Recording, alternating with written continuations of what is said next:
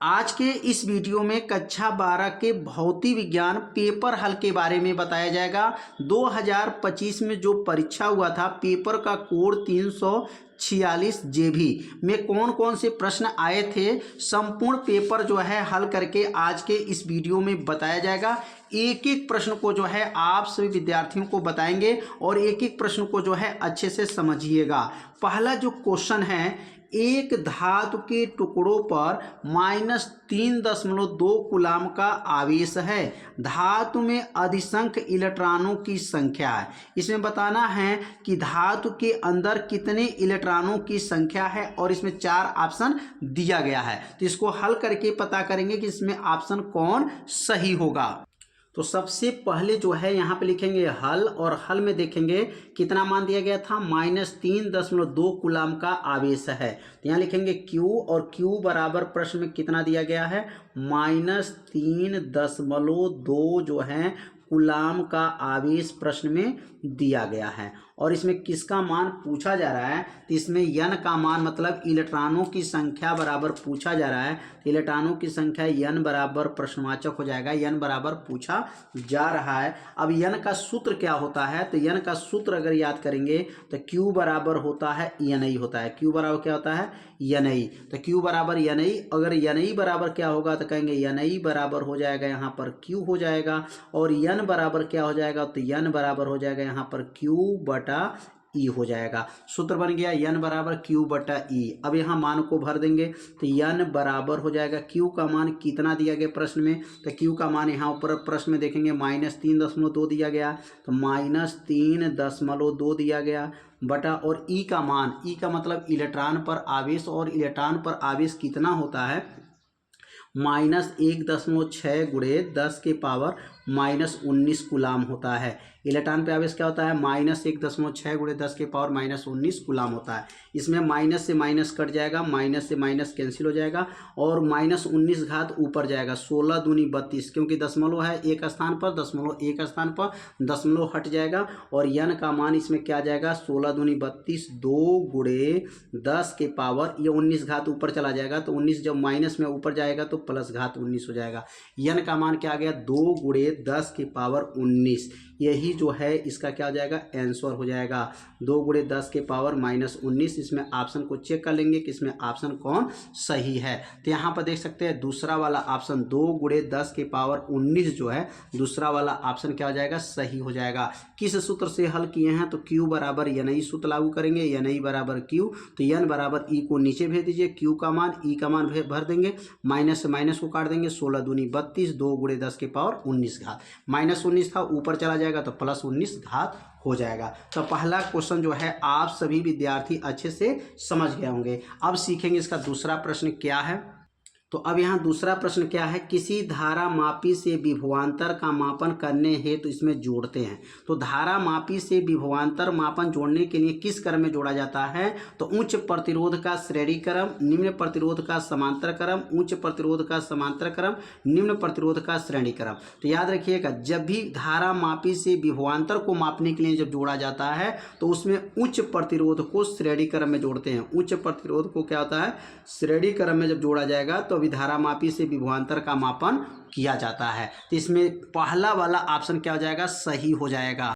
तो यहाँ पहला वाला ऑप्शन लिख देंगे, यहाँ पर विकल्प क्या सही होगा, तो लिखेंगे विकल्प नंबर जो है पहला इसमें क्या हो जाएगा, सही हो जाएगा। विकल्प कौन सही होगा, इसमें पहला, और पहला क्या है, तो पहला याद रखेंगे उच्च प्रतिरोध क्या रहेगा, उच्च प्रतिरोध का श्रेणी क्रम रहता है, उच्च प्रतिरोध का श्रेणी क्रम, उच्च प्रतिरोध श्रेणी क्रम। इसमें ऑप्शन जो है ए वाला ऑप्शन क्या हो जाएगा, सही हो जाएगा।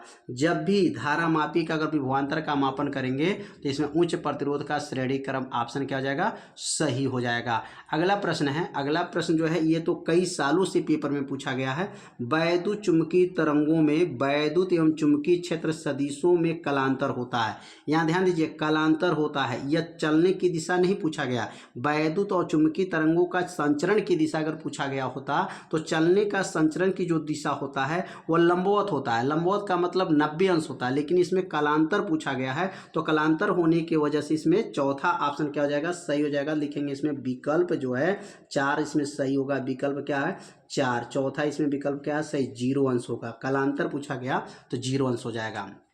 ये और ध्यान देंगे, अगर संचरण की दिशा पूछा गया होता, मतलब वैद्युत चुंबकीय और जो है वैद्युत क्षेत्र में जो वैद्युत चुंबकीय क्षेत्र की जो दिशा होता है चलने की, संचरण की दिशा, तो लंबवत, और इसमें जब भी कलांतर पूछा जाएगा तो 0 अंश हो जाएगा। किसके किसके बीच में, वैद्युत और चुंबकीय के बीच का जो कलांतर होता है वह 0 अंश होता है। तो चौथा ऑप्शन इसमें जो है सही होगा। अब यहाँ पर अगला प्रश्न को देखेंगे। अगला प्रश्न क्या है, अगला प्रश्न है, किसी प्रिज्म का प्रिज्म कोण ए है तथा न्यूनतम विचलन कोण प्रिज्म कोण के बराबर है। अब यहाँ पे बताया गया है कि जो प्रिज्म कोण है, न्यूनतम विचलन कोण प्रिज्म के कोण के क्या है, बराबर है प्रिज्म के पदार्थ का अपवर्तनांक होगा। इसमें 4 ऑप्शन दिया गया है, इसमें बताना है कौन इसमें ऑप्शन सही है। तो यहाँ पर जो प्रश्न दिया गया, पहले इसको हल करके पता करेंगे कि इसमें ऑप्शन कौन सही होगा। तो यहाँ पर सबसे पहले जो है क्या बताया गया प्रश्न में, तो लिखेंगे यहाँ पर हल, और हल में लिखेंगे यहाँ पर हल में क्या बराबर है। तो बताया गया है कि प्रिज्म का कोण को किसे दिखाते हैं, ए से, और किसके बराबर है, डेलियम के बराबर है। तो यहाँ पर न्यूनतम विचलन कोण प्रिज्म के कोण के बराबर है, न्यूनतम विचलन कोण प्रिज्म के कोण के बराबर है, न्यूनतम विचलन कोण प्रिज्म के कोण के बराबर है। या ऐसे भी लिख सकते हैं, या लिख सकते हैं कि डेलियम किसके बराबर हो जाएगा, तो डेलियम ए के बराबर होगा। ए और डेलियम दोनों मान आपस में क्या हो गए हैं, बराबर हो गए हैं। अब यहाँ पर बताना है कि अपवर्तनांक का सूत्र इसमें क्या होगा। तो यहाँ पर सूत्र होता है प्रिज्म का अपवर्तनांक का, पहले सूत्र लिखेंगे, प्रिज्म का अपवर्तनांक का सूत्र क्या होता है, तो प्रिज्म के अपवर्तनांक का सूत्र याद रखेंगे। प्रिज्म का अपवर्तनांक n बराबर सूत्र होता है, और n बराबर क्या सूत्र होता है, तो यहाँ लिख लेंगे यहाँ पर प्रिज्म का अपवर्तनांक, और n बराबर सूत्र है n बराबर साइन डेल यम प्लस ए बटा 2। क्या सूत्र होता है, साइन डेल यम प्लस ए बटा 2, पूरे का बटा हो जाएगा, पूरे का बटा, और यहाँ का बनेगा साइन ए बटा 2 हो जाएगा। ये किनका सूत्र है, तो प्रिज्म के अपवर्तनांक का यह सूत्र है। अब इसमें मान को भरेंगे। अब यहाँ पे क्या बनेगा, n बराबर हो जाएगा, साइन हो जाएगा, डेल यम हट जाएगा। अब डेल यम किसके बराबर है, ए के बराबर। प्रश्न में कहा गया है कि डेल यम ए के बराबर है, तो यहाँ का हो जाएगा ए प्लस ए हो जाएगा बटा 2 हो गया, पूरे का बटा, नीचे क्या है साइन ए बटा 2 हो जाएगा। ये साइन ए बटा 2 हो जाएगा। तो समझ में आ रहा होगा कि यहाँ पर ए कहाँ से आ गया, डेलियम को बदल दिया, डेलियम के जगह पर ए रखे हैं।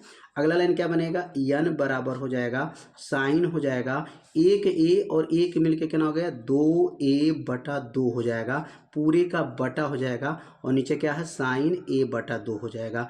अब ये 2a कहाँ से आ गया, 2 मतलब दोनों को जोड़े हैं, 1 माने ए जोड़े हैं, 2a बटा 2 और नीचे साइन ए बटा 2। इसमें कौन कट जाएगा, तो इसमें 2 से 2 को काट दीजिए, 2 से 2 का आ जाएगा, कट जाएगा। 2 से 2 कटने के बाद से क्या बचेगा, n बराबर हो जाएगा। अब n बराबर क्या बनेगा, यहाँ पर लिखेंगे साइन ए हो जाएगा, साइन ए बटा 2 हो जाएगा, साइन ए बटा 2 हो गया। अब एक सूत्र होता है साइन ए का सूत्र याद रखेंगे, साइन ए बराबर होता है, सूत्र आप लोग त्रिकोणमिति का सूत्र है, साइन ए का सूत्र है 2 sine A by 2 into cos A by 2। ये सूत्र किनका है, तो यह सूत्र होता है साइन ए का सूत्र है, 2 sine A by 2 into cos A by 2। ये सूत्र साइन ए के जगह पर क्या करेंगे, ए मान को रख देंगे। अब ये मान को यहाँ रखेंगे तो साइन ए के जगह पे जब रखेंगे तो क्या बनेगा, n बराबर, अब ये साइन ए को हटा दीजिए, उसके जगह पे क्या रखेंगे, 2 साइन ए बटा 2 इंटू कास ए बटा 2। ये किनका मान है, साइन ए का है, बटा, और नीचे क्या है साइन ए बाई 2 है। ये मान को रख देंगे। तो अब यहाँ पर जब मान रखा गया, किसका मान रखे हैं, साइन ए का मान 2 sine A by 2 into cos A by 2 का मान रखे हैं। अब यहाँ पे कट जाएगा, कौन कटेगा, साइन ए बाई 2 से साइन ए बाई 2 कट जाएगा। कटने के बाद सिर्फ बचेगा क्या, तो यहाँ पे लिखेंगे n बराबर बचेगा 2 कास ए बाई 2, यही बच गया। अब यह ऑप्शन में देख लेंगे कि अपवर्तनांक का सूत्र में कौन सही होगा। 4 ऑप्शन में देखेंगे n बराबर 2 कास ए बाई 2 कहाँ पर है, तो देखेंगे यहाँ पर तीसरा वाला ऑप्शन जो है, तीसरा वाला ऑप्शन क्या है, सही हो जाएगा। ये तीसरा में क्या लिखा है, 2 कास ए बाई 2, यही ऑप्शन क्या हो जाएगा, सही हो जाएगा। तो क्वेश्चन को जो हल किया गया है आप लोग अच्छे से समझे होंगे। प्रिज्म के अपवर्तनांक का सूत्र लागू किया गया है और लागू करके इसको हल किए हैं, तो n बराबर 2 कास ए बाई 2 आया है। तो अब अगला प्रश्न को सीखेंगे। अगला प्रश्न क्या है, अब अगला प्रश्न है, चुंबकीय द्विध्रुव आघूर्ण का मात्रक होगा। यहाँ पर 4 ऑप्शन दिया गया। चुंबकीय द्विध्रुव आघूर्ण का मात्रक एम्पियर मीटर है, एम्पियर मीटर का स्क्वायर, एम्पियर प्रति मीटर स्क्वायर, मीटर स्क्वायर बटा एम्पियर है। तो इसमें कौन ऑप्शन सही होगा? तो ध्यान देंगे, चुंबकीय द्विध्रुव आघूर्ण का प्रतीक यम होता है और यम का सूत्र हो जाता है, यम बराबर होता है NIA होता है। क्या होता है? यम बराबर NIA होता है। अगर इसके सहायता से अगर देखा जाए तो अगर इसका मात्रक अगर इस सूत्र से निकालते हैं, यम बराबर NIA के सूत्र से अगर निकालते हैं तो क्या मात्रक इसका बनेगा? तो यहाँ पर चुंबकीय द्विध्रुव आघूर्ण को यम से दिखाते हैं और यम बराबर NIA। यन का नाम है फेरों की संख्या और आई का नाम है धारा और ए का नाम क्षेत्रफल। तो आई का नाम धारा है तो एम्पियर हो जाएगा और क्षेत्रफल का मात्रक मीटर स्क्वायर, तो क्या बनेगा? एम्पियर मीटर स्क्वायर इसमें मात्रक हो जाएगा। इसमें ऑप्शन कौन सही हो जाएगा? इसमें दूसरा वाला ऑप्शन क्या हो जाएगा? सही हो जाएगा। और यहाँ पर कैसे मात्रक सही होगा दूसरा वाला? क्योंकि आई का मात्रक एम्पियर है तो आई का मात्रक एम्पियर हो जाएगा और क्षेत्रफल है तो क्षेत्रफल का मात्रक मीटर है तो क्या बनेगा? मीटर का स्क्वायर हो जाएगा। क्योंकि यहाँ गुणा है तो इंटू रहेगा तो एम्पियर मीटर का स्क्वायर, इसमें ऑप्शन क्या हो जाएगा? सही हो जाएगा। इसी सूत्र से जो है मात्रक को यहाँ पर निकाला गया है। तो ये उम्मीद करते हैं मात्रक आप लोग अच्छे से समझ गए होंगे। अब अगला प्रश्न जो दिया गया है, अब अगला प्रश्न को एक एक लाइन को समझिएगा। प्रश्न क्या दिया गया है? धातु सतह के लिए देहली तरंगदैर्ध्य क्या है? 2000 एंगस्ट्रॉन है, 2000 एंगस्ट्रॉन और 1000 एंगस्ट्रॉन का विकिरण आपतित होने पर उत्सर्जित प्रकाश इलेक्ट्रॉनों के गतिज ऊर्जा होगी। इसमें इलेक्ट्रॉनों की गतिज ऊर्जा की गणना करना है और इसमें जो है 2 तरंगदैर्ध्य दिया गया है, देहली तरंगदैर्ध्य दिया गया है और एक तरंगदैर्ध्य और दिया गया है। 2 तरंगदैर्ध्य है तो यह लेमडा नॉट का मान हो जाएगा और एक लेमडा का मान है और इन दोनों की सहायता से गतिज ऊर्जा का मान की क्या करना है? गणना करना है। तो अब यहाँ पे कैसे लिखेंगे? आप लिखेंगे हल और हल में किसका किसका मान दिया गया है पहले इसको नोट करेंगे। यहाँ पहला जो मान दिया गया है लेमडा नॉट का मान दिया गया। लेमडा नॉट बराबर क्या है? 2000 एंगस्ट्रॉन है। अब 2000 एंगस्ट्रॉन को बदलना पड़ेगा। लेमडा नॉट बराबर हो जाएगा 2000 उतर जाएगा और एंगस्ट्रॉन में 10 के पावर माइनस 10 घात होता है, 10 के पावर माइनस 10 घात। अब यहाँ पर 1 2 3 जो इसमें से कम कर लीजिए तो क्या बनेगा? लेमडा नॉट बराबर क्या हो जाएगा? 2 गुणे 10 के पावर माइनस 7 हो जाएगा। 7 10 से 7 कैसे बना? 3 जीरो इसमें से कम हो गया, 1 2 3 3 घात में से 10 घात घटेगा माइनस 7 घात हो गया। तो ये लेमडा नॉट का नाम क्या है? देहली आवृत्ति है। अब इसमें एक और जो है मान दिया गया है यहाँ पर, देहली आवृत्ति नहीं, देहली तरंगदैर्ध्य, क्या कहेंगे? देहली तरंगदैर्ध्य का मान दिया गया है और यहाँ पर एक और तरंगदैर्ध्य के दिया गया लेमडा का मान 1000 दिया गया है। 1000 एंगस्ट्रॉन है तो वही काम इसमें भी करेंगे। तो लेमडा बराबर क्या हो जाएगा? 1000 उतर जाएगा और एंगस्ट्रॉन में 10 के पावर माइनस 10 घात हो जाएगा और यहाँ पर लेमडा बराबर क्या बनेगा? 1 गुणे 10 के पावर माइनस 7 हो गया। तो यहाँ पर जो मान निकला है, यहाँ पर जो मान निकला ये मीटर में आ जाएगा। पहले तरंगदैर्ध्य का मान जो है एंगस्ट्रॉन में दिया था, अब ये मीटर में आ जाएगा और यहाँ पर भी क्या लिखेंगे? मीटर आ जाएगा। तो लेमडा का मान दोनों निकल चुका है। अब किसका मान निकालना है? अब यहाँ पर इलेक्ट्रॉनों की गतिज ऊर्जा का मान निकालना है। तो इलेक्ट्रॉनों की गतिज ऊर्जा का प्रतीक क्या होता है? तो इलेक्ट्रॉनों की गतिज ऊर्जा का प्रतीक होता है EK। क्या होता है? EK बराबर क्या हो जाएगा? प्रश्नवाचक हो जाएगा। अब EK का सूत्र क्या होता है? तो ध्यान दीजिए, EK का आप सूत्र लिखेंगे यहाँ पर। EK बराबर होता है, सूत्र याद रखेंगे, HC कोष्टक में 1 बटा लेमडा माइनस 1 बटा लेमडा नॉट होता है। यह फार्मूला होता है। अब इसी फार्मूला से इसको हल करेंगे। अगर आगे इसको बढ़ाते हैं तो अगर इसमें गुणा कर दें, इसमें से अगर गुणा कर दिया जाए, इसका गुणा इसमें, इसका गुणा इसमें, तो आपस में गुणा होगा तो क्या बनेगा? अगला लाइन तो बन जाएगा EK बराबर हो जाएगा HC कोष्टक में हो जाएगा। अब इसमें गुणा करेंगे तो लेमडा नॉट माइनस लेमडा बटा और आपस में गुणा करेंगे तो लेमडा इंटू लेमडा नॉट हो जाएगा। ये फार्मूला बन जाएगा। अब इसमें मान को क्या करेंगे? भर देंगे। अब इसकी को सॉल्व करेंगे, इसमें मान को रख करके भरेंगे, आंसर आ जाएगा EK बराबर। अब H का मान क्या होता है? तो H का मान याद रखेंगे, प्लॉन्क नियतांक होता है। इसका मान होता है 6.6 गुणे 10 के पावर माइनस 34 होता है। ये किसका मान है? H का है। और C का मान क्या होता है? 3 गुणे 10 के पावर 8 होता है। 3 गुणे 10 के पावर 8 हो गया। कोष्टक में आएंगे, लेमडा नॉट का मान निकला ऊपर 2 गुणे 10 के पावर माइनस 7 है और माइनस लेमडा का मान क्या है 1 गुणे 10 की पावर -7 है। और नीचे गुणा करेंगे, अब लेमडा का गुणा करेंगे तो 1 गुणे 10 की पावर -7 हो गया। और यहाँ पर गुणे लेमडा नॉट का मान होगा 2 गुणे 10 की पावर -7 हो जाएगा। तो ये मान को यहाँ पे क्या किए हैं, रख दिया गया। एक बार रिवीजन करेंगे, ये तो फार्मूला है इलेक्ट्रॉनों के जो है गतिज ऊर्जा का फार्मूला हो गया। अब फार्मूला होने के बाद से लेमडा नॉट का गुणा 1 में किए हैं, लेमडा का गुणा किए हैं और ये आपस में गुणा हुआ है। अब इसमें मान को भरा गया है, ई के बराबर ये एच का मान प्लॉन्ग नियतांक, ये सी का मान 3 गुणे 10 के पावर 8, ये लेमडा नॉट का मान, ये लेमडा का मान, लेमडा का मान, लेमडा नॉट का मान। अब इसको जब हल करेंगे तो क्या बनेगा, तो यहाँ लिखेंगे ई के बराबर हो जाएगा। अब यहाँ पर 3 से गुणा करिए, 3 का गुणा करें 6 × 18 और 6 × 18 1 मिनट के कहना होगा 19.8 गुणे 10 की पावर क्या हो जाएगा। अब यहाँ पर अब 8 में से 34 को क्या करेंगे, घटा देंगे। अब 8 में से 34 जाएगा तो क्या बनेगा, यह घात -26 हो जाएगा।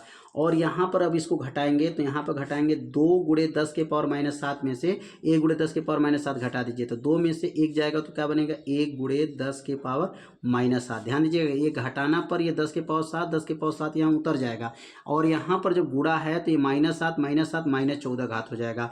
पूरे का बटा क्या हो जाएगा, 2 × 2 2 गुणे 10 के पावर क्या है -7 गुणे 10 के पावर -7। क्योंकि -7 2 बार है तो 2 बार लिखेंगे, लेकिन घटाने में आपका 10 के पावर -7 10 के पावर -7 10 के पावर -7 एक ही बार लिखेंगे। याद रखिएगा, इसमें से इसको जब घटाया जाएगा तो 2 में से 1 जाएगा 1 गुणे 10 के पावर -7, इसमें 2 × 2 हो जाएगा और 10 के पावर -7 10 के पावर -7 या नीचे नोट कर लेंगे। अब ये 10 के पावर -7 से 10 के पावर -7 क्या हो जाएगा, कट जाएगा।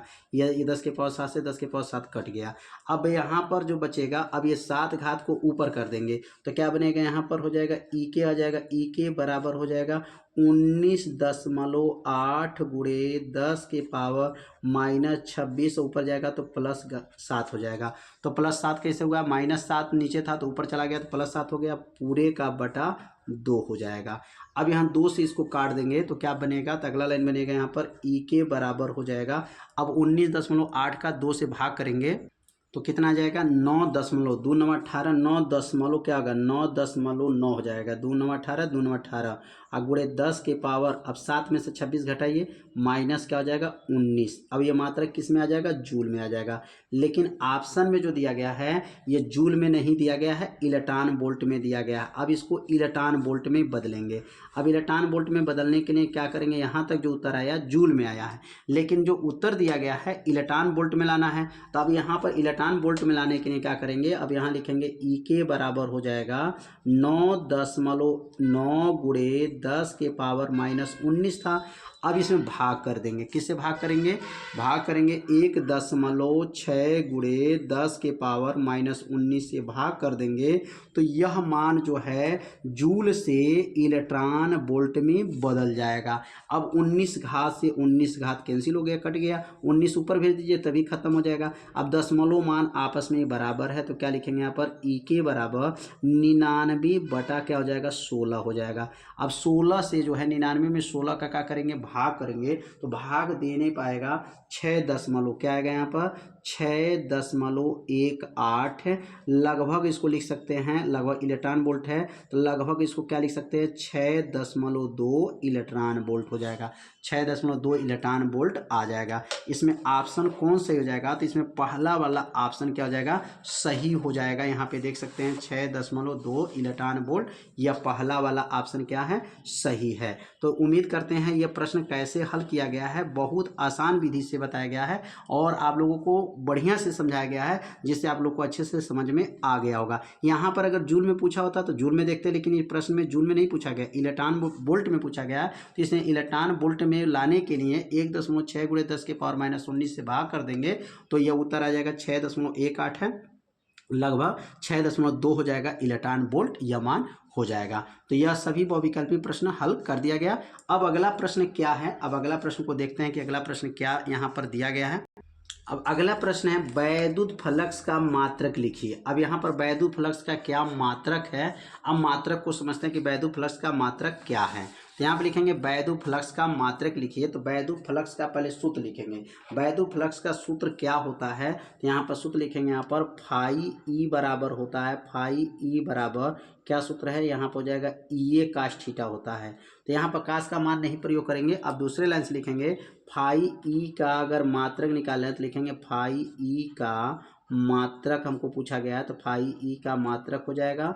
और इधर क्या बना है बराबर, यहाँ लिखेंगे ई ए का मात्रक हो जाएगा। तो ई ए का मात्रक, तो यहाँ ई का दो सूत्र होता है, दोनों में से कोई एक सूत्र आप लागू कर दीजिएगा। ई का सूत्र होता है, ई का देखिए ई का दो फार्मूला है, तो यहाँ पे लिखेंगे ई बराबर होता है, एक होता है भी बटा डी होता है और एक होता है एफ बटा क्यू होता है। तो दोनों में से कोई एक प्रयोग कर दीजिए, तो भी बटा डी यहाँ पे लिख देंगे। ई का सूत्र क्या है, भी बटा डी होता है। अगर यहाँ पर ई को हटा दें तो ई के जगह पे क्या लिखेंगे, भी बटा डी हो जाएगा और बगल में इंटू ए हो जाएगा और यहाँ लिखेंगे का मात्रक हो जाएगा, क्योंकि वैद्युत फ्लक्स का मात्रक निकालना है। अब वैद्युत फ्लक्स का मात्रक निकल जाएगा। अब यहाँ पर भी का मात्रक क्या होता है, तो भी का मात्रक वोल्ट होता है। भी का मात्रक क्या हो जाएगा, वोल्ट हो जाएगा। और क्षेत्रफल का मात्रक क्या हो जाएगा, तो क्षेत्रफल का मात्रक मीटर का स्क्वायर हो जाएगा, मीटर का स्क्वायर हो गया और बटा हो जाएगा। और दूरी का मात्रक क्या हो जाएगा, मीटर हो जाएगा, क्योंकि दूरी डी का मतलब दूरी हो जाएगा और दूरी का मात्रक क्या है, मीटर होता है। अब एक मीटर से देखिए, मीटर यहाँ दो घात है तो इसको ऐसे भी लिख सकते हैं, वोल्ट क्या लिख सकते हैं, वोल्ट मीटर, दो बार लिख दीजिए, volt metre into metre, metre into क्या हो जाएगा, मीटर हो जाएगा। और बटा में क्या हो जाएगा, बटा में मीटर हो जाएगा, बटा में क्या है, मीटर है। अब यहाँ से मीटर को क्या करेंगे, काट देंगे, क्योंकि यहाँ मीटर स्क्वायर था, दो बार लिख दिए हैं, मीटर से मीटर कट गया। मात्रक क्या आ गया, तो यहाँ पर मात्रक क्या बना इसका, तो मात्रक हो जाएगा वोल्ट वोल्ट मीटर, क्या बनेगा, वोल्ट मीटर, यही मात्रक हो जाएगा। वैद्युत फ्लक्स का मात्रक क्या होता है, वोल्ट मीटर होता है। अगर ई का सूत्र एफ बटा क्यू रखेंगे तो यहाँ एफ बटा क्यू लिखेंगे, तो एफ का न्यूटन, क्यू का कूलाम और ए का मीटर स्क्वायर, क्या बनेगा, न्यूटन मीटर का स्क्वायर प्रति कूलाम हो जाएगा। उस एक और मात्रक हो जाएगा, लेकिन यहाँ पर एक ही मात्रक आपको कोई लिखना है तो कोई एक मात्रक आप लिख लीजिएगा। और यहाँ पर मात्रक जो है सिद्ध करके दिखाया गया, वोल्ट मीटर कहाँ से मात्रक आया। तो यह प्रश्न आप लोग अच्छे से समझ गए होंगे। अब अगला प्रश्न को समझेंगे। अब अगला प्रश्न क्या है, सेल का विद्युत वाहक बल को परिभाषित कीजिए। सेल का विद्युत वाहक बल किसे कहते हैं, इसको परिभाषा लिखना है। तो यहाँ पर जो है सबसे पहले हेडिंग को नोट करेंगे, सेल का वैद्युत वाहक बल किसे कहते हैं। तो यहाँ पर परिभाषा जब लिखाएगा इसका, तो यहाँ पर हेडिंग नोट कर लेंगे, सेल का वैद्युत वाहक बल का परिभाषा लिखना है। तो यहाँ हेडिंग रहेगा सेल का वैद्युत वाहक बल। तो सेल का वैद्युत वाहक बल की परिभाषा क्या है, बहुत आसान परिभाषा है, बस थोड़ा सा आपको ध्यान देंगे, परिभाषा क्या होगा याद हो जाएगा। तो सेल का वैद्युत वाहक बल की यहाँ परिभाषा को नोट करना है। और यहाँ परिभाषा नोट करने से पहले क्या करेंगे, हेडिंग को नोट कर लेंगे। अब परिभाषा कैसे लिखना है, तो यहाँ पे लिखेंगे एकांक धनावेश को, कौन आवेश को, एकांक धनावेश को, एकांक धनावेश को, एकांक धनावेश को सेल सहित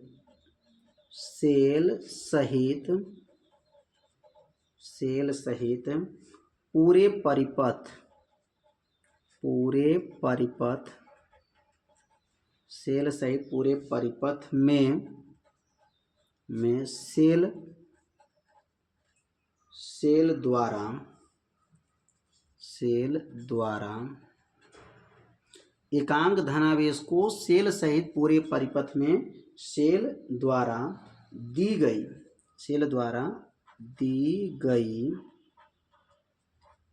गई ऊर्जा को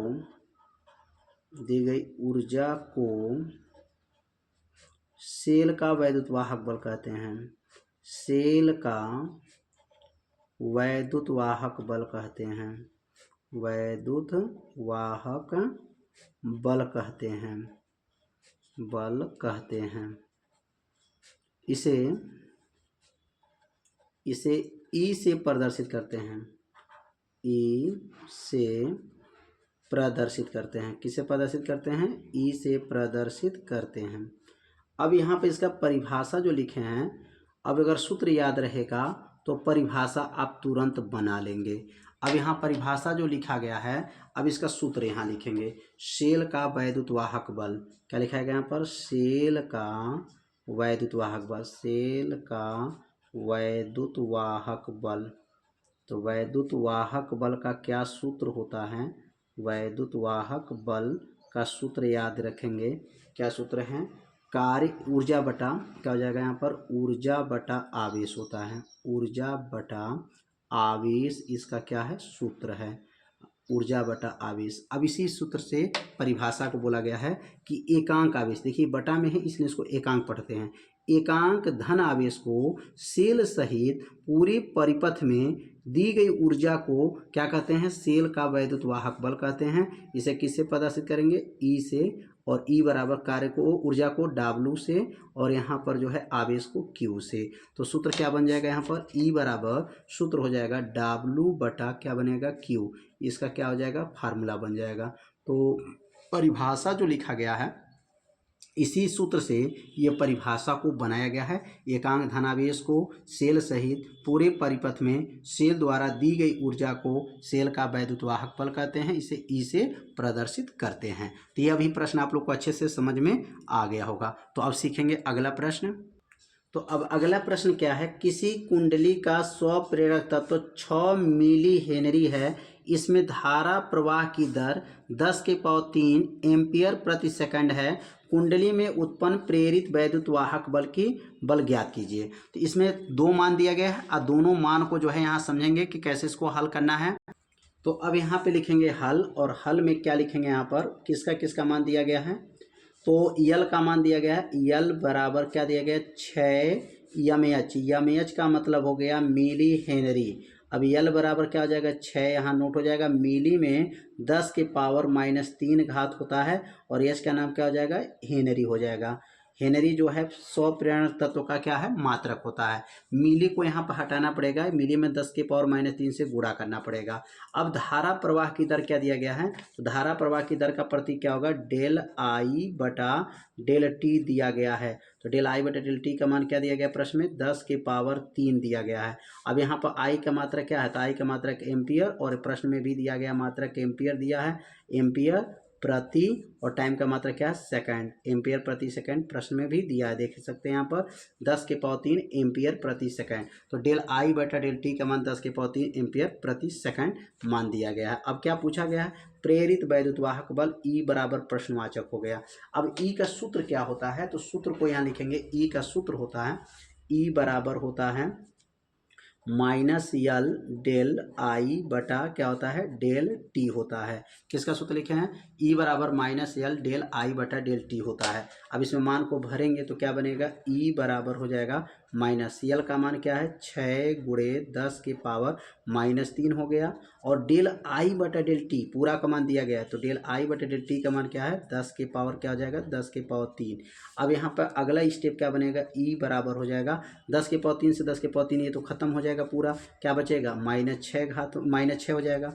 10⁻³ 3 में से 3 चला गया तो 10⁻0 अगर लिखते हैं तो 10⁻0 का मान क्या होता है, 10⁻0 का मान 1 होता है। तो ई बराबर क्या हो जाएगा, -6 × 1 हो जाएगा, तो ई बराबर क्या बनेगा, -6 हो जाएगा, -6 वोल्ट हो जाएगा।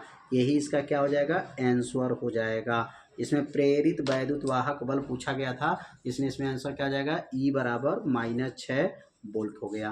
तो कैसे इसको हल किया गया है, बहुत आसान विधि से बताया गया, और सूत्र भी बहुत आसान है। ई का सूत्र याद रखेंगे, -L डेल आई बटा डेल टी सूत्र होता है, ये यल का मान भर दीजिएगा, ये और डेल आई बटा डेल टी ये पूरा मान 10⁻³ दिया गया, 3 में से 3 जो है 0 घात, 10⁻0 का मान 1 और 1 में गुणा किए, -6 वोल्ट हो गया।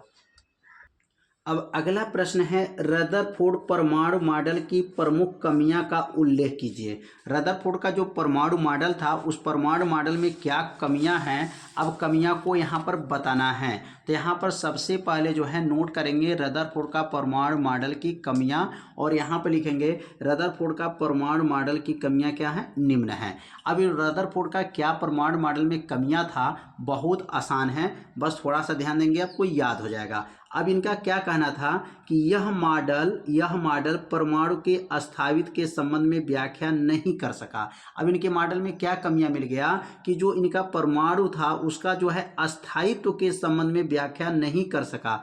इनका कहना था इसके अनुसार, मतलब रदरफोर्ड के अनुसार, परमाणु स्थिर नहीं रहता है, जबकि वास्तव में ऐसा नहीं है। परमाणु स्थिर रहता है, लेकिन इनका कहना था परमाणु स्थिर नहीं रहता है, जबकि वास्तव में ऐसा नहीं है। इसलिए इनके परमाणु मॉडल में क्या मिला? कमियां मिला। लिखेंगे रदरफोर्ड के परमाणु मॉडल में कमियां क्या है? यह मॉडल परमाणु की क्या है? अस्तित्व के संबंध में व्याख्या नहीं किए। इनका कहना था परमाणु स्थिर है, जबकि ऐसा नहीं है। दूसरा बात क्या बताए थे, क्या कमियां मिल गया था? यह मॉडल परमाणु के स्पेक्ट्रम की व्याख्या नहीं कर सका। परमाणु के जो स्पेक्ट्रम होते हैं उसकी व्याख्या नहीं कर सका। इन्होंने क्या बात बताए थे? इसके अनुसार इन्होंने बताए थे स्पेक्ट्रम जो होते हैं वह सतत होता है, परंतु प्रयोग द्वारा जब परमाणु को देखा गया तब प्रयोग द्वारा परमाणुओं का स्पेक्ट्रम सतत न होकर के क्या होता है? रेखीय होता है। तो यहाँ पर इनकी दो कमियां निकल गया। पहला कमी इनका कहना था परमाणु स्थिर नहीं होता है, जबकि ये परमाणु स्थिर होता है, ये कमियां निकल गया। दूसरा बात बताए थे परमाणु के जो स्पेक्ट्रम होते हैं वह सतत होता है, लेकिन जब प्रयोग किया गया तो वह सतत न होकर के क्या होता है? रेखीय होता है। इसलिए इनके परमाणु मॉडल में दो कमियां पाया गया। तो ये कमियां आप लोग को अच्छे से समझ में आ गया होगा। तो अब प्रश्न देखेंगे, अगला प्रश्न क्या है। अब अगला प्रश्न क्या है? शुद्ध अर्धचालक का तापक्रम 0 केल्विन है, इसकी चालकता पर टिप्पणी कीजिए। अब यहाँ पर शुद्ध अर्धचालक का जो है टेम्परेचर क्या है? 0 केल्विन है, तो चालकता पर आपको टिप्पणी देना है। तो क्या इसका आंसर हो जाएगा? तो यहाँ पे लिखेंगे शुद्ध जो अर्धचालक होते हैं अगर उसका तापक्रम 0 केल्विन है तो 0 केल्विन पर अर्धचालक में कोई भी इलेक्ट्रॉन बैलेंस बैंड से चालन बैंड में कूदने के लिए आवश्यक ऊर्जा नहीं प्राप्त करता है। अभी बताया गया था चालन बैंड होते हैं, एक संयोजी बैंड होते हैं, पढ़े हैं। जो अगर 0 डिग्री केल्विन है, 0 डिग्री केल्विन होते हैं तो जो अर्धचालक में इलेक्ट्रॉन जो बैलेंस होते हैं वो चालन बैंड में नहीं कूद पाएंगे, ऊर्जा कोई नहीं प्राप्त कर पाता है और उसके अंदर मुक्त इलेक्ट्रॉन नहीं होते हैं। तो क्या लिख लेंगे यहाँ पर? शुद्ध अर्धचालक का तापक्रम 0 केल्विन है तो 0 केल्विन पर अर्धचालक में कोई भी इलेक्ट्रॉन बैलेंस बैंड से चालन बैंड में कूदने के लिए आवश्यक ऊर्जा नहीं प्राप्त करता है, इसलिए कोई भी मुक्त इलेक्ट्रॉन नहीं होते हैं। तो समझ में आ गया होगा कि शुद्ध अर्धचालक में जो टेम्परेचर 0 होता है उसमें जो चालन बैंड संयोजी बैंड के अंदर जो इलेक्ट्रॉन की जो ऊर्जा होती हैं वो उसके अंदर प्राप्त नहीं हो पाता है, क्योंकि टेम्परेचर क्या है? 0 केल्विन है, इसलिए इसके अंदर कोई भी मुक्त इलेक्ट्रॉन नहीं होते हैं। अब अगला प्रश्न एक और है, इसमें देख सकते हैं एकल झिर्री। अगला प्रश्न क्या है? एकल झिर्री विवर्तन प्रारूप में द्वितीयक निम्नलिखित के लिए विवर्तन कोण 60 अंश है। झिर्री की चौड़ाई लेम्डा के पदों में ज्ञात करना है। अब यहाँ पर जो है लेम्डा के पदों में ज्ञात करेंगे तो यहाँ पे सबसे पहला काम क्या करेंगे? यहाँ पे लिखेंगे हल, और हल लिखेंगे और इसमें किसका किसका मान दिया गया है तो लिखेंगे यहाँ पर हल हो जाएगा। और यहाँ पर पहला जो मान दिया गया है द्वितीय निम्नलिखित है तो n बराबर हो जाएगा, n बराबर 2 हो जाएगा, द्वितीय निम्नलिखित हो गया। कोण थीटा बराबर क्या है? तो कोण थीटा बराबर 60 अंश है। झिर्री की चौड़ाई ज्ञात करना है तो झिर्री की चौड़ाई को ई से दिखाएंगे, ई बराबर प्रश्नवाचक हो जाएगा। इसमें किसका किसका मान दिया है? n का मान 2, द्वितीय निम्नलिखित है, कोण 60 अंश है और झिर्री की चौड़ाई को ई से प्रदर्शित करेंगे। अब यहाँ ई का सूत्र क्या होता है? तो ई का सूत्र याद रखेंगे, ई साइन थीटा बराबर होता है n लेम्डा होता है। क्या होता है? n lambda. किसका सूत्र है? ई साइन थीटा बराबर n लेम्डा। अब इसमें ई का मान पूछा जा रहा है। अब यहाँ पर लिखेंगे ई उतर जाएगा, यहाँ पर साइन उतर गया, थीटा के जगह पर 60 अंश रख दीजिए। n का मान जो है 2 दिया है, 2 रख दीजिए। लेम्डा का मान लेम्डे ही रहेगा क्योंकि लेम्डा के पदों में ज्ञात करना है। अब यहाँ पर साइन यहाँ लिखेंगे ई उतर जाएगा, साइन 60 अंश का मान क्या होता है? करनी में 3/2 होता है, बराबर हो जाएगा 2 लेम्डा हो गया।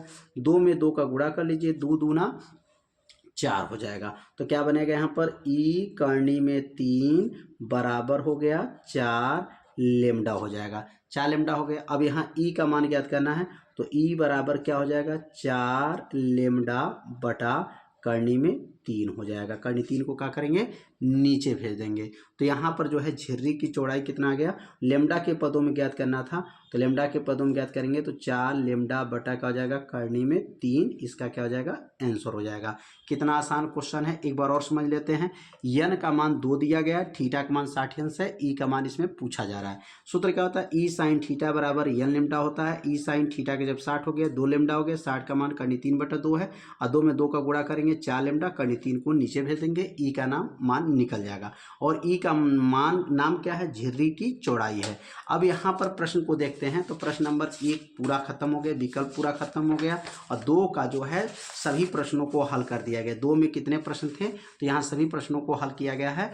अब यहाँ पर सेक्शन, यहाँ पर सी आ गया, मतलब सेक्शन यहाँ पर सी का मतलब तीसरा वाला प्रश्न है। और तीसरे वाले प्रश्न को जो है अगले वीडियो में जो है इसको हल करके वीडियो अपलोड किया जाएगा, और डिस्क्रिप्शन बॉक्स में उस वीडियो का लिंक दे दिया जाएगा। वहाँ से जाकर के 3 का क से लेकर के आगे के सभी प्रश्नों को जो है हल करके वीडियो अपलोड करेंगे, और उसको डिस्क्रिप्शन बॉक्स को चेक कीजिएगा, वहाँ पर लिंक मिल जाएगा, वहाँ से जाकर के वीडियो को देख सकते हैं। तो आज के वीडियो में जो है इतना ही रहेगा, और अगले भाग में जो है प्रश्न नंबर 3 से आगे के प्रश्नों को हल करेंगे। तो मिलते हैं अब अगले भाग में, तब तक के लिए जय हिंद, जय भारत।